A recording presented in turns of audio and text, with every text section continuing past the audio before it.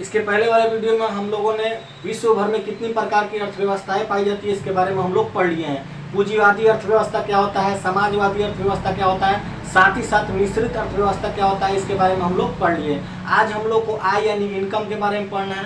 तो first of all हम लोग समझते हैं आय यानी इनकम क्या होता है। देखिए, जब कोई व्यक्ति शारीरिक अथवा मानसिक रूप से कोई कार्य करता है तो उसके बदले जो उसे पारिश्रमिक मिलता है उसे ही आय कहा जाता है।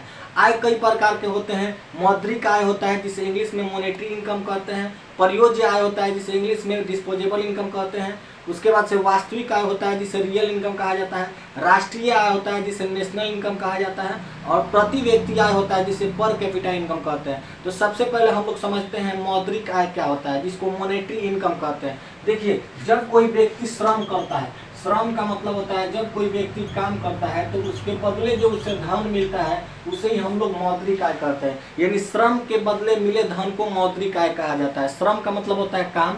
जब कोई व्यक्ति काम करता है और उसके बदले जो उसे धन मिलता है उसे ही हम लोग मौद्रिक आय यानी मॉनेटरी इनकम कहते हैं। मौद्रिक आय जो होता है, अगर मौद्रिक आय में से टैक्स नहीं दिया जाए तो मौद्रिक आय को जो है ब्लैक मनी यानी काला धन कहा जाता है।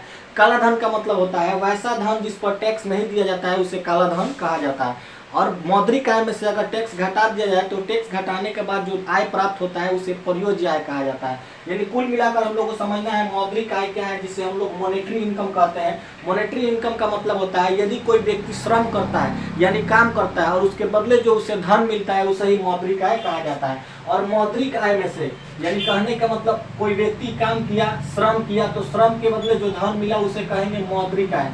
उसे क्या कहेंगे? मौद्रिक आय। इस मौद्रिक आय में से टैक्स घटा देने के बाद जो आय प्राप्त होता है उसे प्रयोज्य आय कहा जाता है, यानी डिस्पोजेबल इनकम कहते हैं। और वास्तविक आय क्या होता है? प्रयोज्य आय में से कुछ ऋण भार होता है और कुछ देनदारी होता है। मतलब जो प्रयोज्य आय होता है उस प्रयोज्य आय में से भी क्या होता है, कुछ कर्ज होता है और कुछ देनदारियां होती हैं। उसको देने के बाद जो आय प्राप्त होता है वो रियल इनकम होता है, उसको वास्तविक आय कहते हैं। समझ में? जैसे सपोज करते हैं, हम यहाँ एक लेके चलते हैं इसको समझने के लिए, ठीक है। मान लेते हैं कि कोई व्यक्ति कार्य करता है और कार्य करने के बाद उसका जो आय मिलता है वो 1 लाख रुपया मिलता है। 1 लाख रुपया इसका आय मान लेते हैं, ठीक है। तो ये जो 1 लाख रुपया मिलेगा काम करने के बाद, ये हो जाएगा मौद्रिक आय। मौद्रिक आय हो जाएगा। और इस मौद्रिक आय में से टैक्स घटा देने के बाद काम करने पर जो आय मिलेगा, जो धन के रूप में मिलेगा, उसे मौद्रिक आय कहेंगे। और मौद्रिक आय में से टैक्स घटा देने के बाद, तो मान लीजिए कि इस पर 30% टैक्स लग गया, तो यहाँ 1 लाख का 30% मान लीजिए निकालेंगे। 1 लाख का 30% घटा देंगे तो टैक्स घटाने के बाद जो है वो 70,000 रुपया बचेगा। कितना बचेगा? 70,000। यानी कि अगर कोई व्यक्ति कार्य करता है तो कार्य करने के बदले जो धन मिला है वो मौद्रिक आय है, और मौद्रिक आय में से टैक्स घटा दिए तो ये क्या हो गया? प्रयोज्य आय हो गया। ये प्रयोज्य आय यानी डिस्पोजेबल इनकम हो गया। समझ में रहा ना? और इस 70,000 रुपया जो आया है इसमें से कुछ ऋण भार भी होता है, कुछ देनदारियां होती है। अब मान लेते हैं कि कोई 10,000 रुपया कर्जा लिया है, तो ये 70,000 रुपया जो प्रयोज्य आय है इसमें से 10,000 रुपया जो है इसका ऋण भार कर्ज है, इसमें से घटा देंगे तो 60,000 रुपया आ जाएगा। ये जो है वो वास्तविक आय है, जिसे हम लोग इंग्लिश में रियल इनकम कहते हैं। वास्तविक आय यानी कुल मिलाकर बात ये स्टेप बाय स्टेप समझना है। मौद्रिक आय, यदि कोई व्यक्ति श्रम करता है, श्रम के बदले जो धन मिलता है उसे ही हम लोग कहते हैं मौद्रिक आय। समझ में? और मौद्रिक आय में से टैक्स घटा दिए। कोई व्यक्ति कार्य किया तो 1 लाख रुपया मान लेते हैं, और 1 लाख में से इसमें से उस पर 30% टैक्स लग गया। 30% टैक्स हटा देने के बाद जो आय प्राप्त होगा उसे प्रयोज्य आय कहते हैं। इस प्रयोज्य आय में से कुछ देनदारियां भी होती है, कुछ ऋण भार भी होता है, कुछ उधार कर्ज भी होता है। ये देने के बाद जब आय बचता है उसे वास्तविक आय कहा जाता है, जिसे हम लोग इंग्लिश में रियल इनकम कहते हैं। समझ में रहा ना? आगे हम लोग समझते हैं राष्ट्रीय आय क्या होता है। राष्ट्रीय आय को इंग्लिश में नेशनल इनकम कहा जाता है। सबसे पहले हम लोग समझते हैं राष्ट्रीय आय किसे कहते हैं। देखिए, किसी भी देश के अंदर सभी घटक, चाहे वो सरकारी हो चाहे वो निजी हो, समझ में आ रहा है, यानी प्राइवेट हो या फिर गवर्नमेंट का हो, तो किसी भी देश के अंदर सभी घटक सरकारी और निजी से मिलने वाली कुल आय के योग को, टोटल जितना इनकम आ रहा है उसका टोटल आय के योग को राष्ट्रीय आय कहा जाता है। किसी भी देश के अंदर सभी घटक सरकारी और निजी से मिलने वाली कुल आय के योग को राष्ट्रीय आय कहा जाता है। राष्ट्रीय आय को हम लोग इंग्लिश में नेशनल इनकम कहते हैं। इसके गणना के लिए देश में एक सांख्यिकी संगठन है जिसे कहते हैं केंद्रीय सांख्यिकी संगठन। केंद्रीय सांख्यिकी संगठन इसे कहा जाता है, जिसे इंग्लिश में कहते हैं सेंट्रल स्टैटिस्टिकल ऑर्गेनाइजेशन। इसका जो स्थापना है, केंद्रीय सांख्यिकी संगठन का जो स्थापना है वो 2 मई 1951 को किया गया और 29 जून को सांख्यिकी दिवस मनाया जाता है, जो पीसी महालनोबिस का जन्मदिन है। 29 जून को ही सांख्यिकी दिवस क्यों मनाया जाता है? क्योंकि इसी दिन जो है पीसी महालनोबिस का जो है जन्मदिन है। पीसी महालनोबिस एक ऐसे व्यक्ति जिन्होंने सर्वप्रथम जो है राष्ट्रीय आय का अनुमान देश के स्वतंत्रता के बाद लगाया था, जबकि देश के स्वतंत्रता के पूर्व लगाने वाले राष्ट्रीय आय और प्रति व्यक्ति आय जो है वो दादा भाई नौरोजी हैं, जिन्होंने स्वतंत्रता से पूर्व मतलब देश की आजादी से पहले प्रति व्यक्ति और राष्ट्रीय आय का अनुमान लगाया था। समझ में रहा ना? जबकि स्वतंत्रता के बाद 1947 के बाद 1949 में जो है एक समिति का गठन किया गया, जिसके जो अध्यक्ष थे वो पीसी महालनोबिस थे। इनका जो जन्मदिन है वो 29 जून को है और उन्हीं के जन्मदिन के रूप में जो है सांख्यिकी दिवस मनाया जाता है। इसका जो मुख्यालय है केंद्रीय सांख्यिकी संगठन का वो नई दिल्ली में है, यानी न्यू दिल्ली में।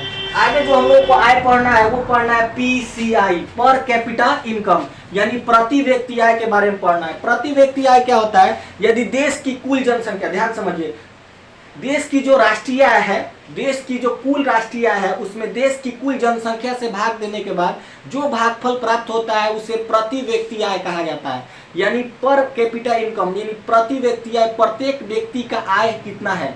तो टोटल देश में जो राष्ट्रीय आय है, सभी सरकारी, तो अभी बताया ना, सभी सरकारी और निजी कंपनियां, टोटल जो है जितना आय प्राप्त होता है देश में उसे राष्ट्रीय आय कहा जाता है। तो राष्ट्रीय आय से ही पर कैपिटा इनकम यानी प्रति व्यक्ति आय निकाला जाता है।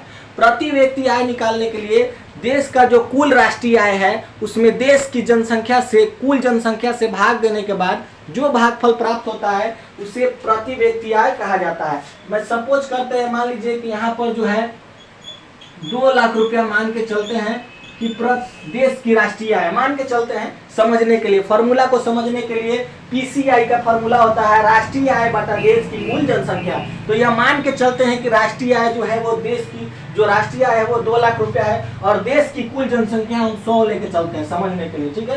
ये 2 जीरो से 2 जीरो खत्म हो जाएगा।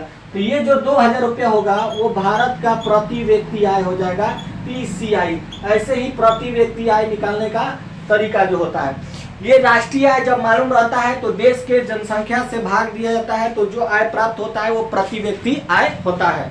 भारत में जो है प्रति व्यक्ति आय वर्तमान में 1,12,000 रुपये सालाना है, यानी पीसीआई पर कैपिटा इनकम जो है वर्तमान में 1,12,000 रुपया सालाना है। जबकि स्वतंत्रता प्राप्ति के पूर्व यानी देश जब आजाद नहीं हुआ था उसके पहले जो है भारत का प्रति व्यक्ति आय मात्र 20 रुपया था।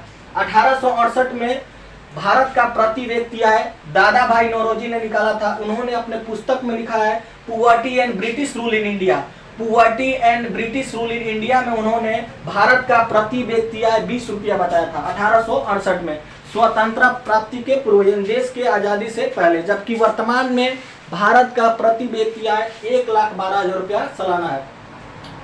उम्मीद करते हैं कि ये समझ में आएगा, क्योंकि इसको स्टेप बाय स्टेप हम लोग को समझना है। जैसे आय, पहले क्या है, आय समझ लिए कि जब कोई व्यक्ति शारीरिक अथवा मानसिक रूप से कोई कार्य करता है तो उसके बदले जो उसे पारिश्रमिक मिलता है उसे आय कहा जाता है। अब इस आय में हम लोग को सबसे पहले मौद्रिक आय यानी मॉनेटरी इनकम का पढ़ना है। तो जो श्रम कर रहा है यानी कोई व्यक्ति जब श्रम करेगा, काम करेगा, तो उसके बदले जो धन मिलेगा उसे हम लोग कहते हैं मौद्रिक आय।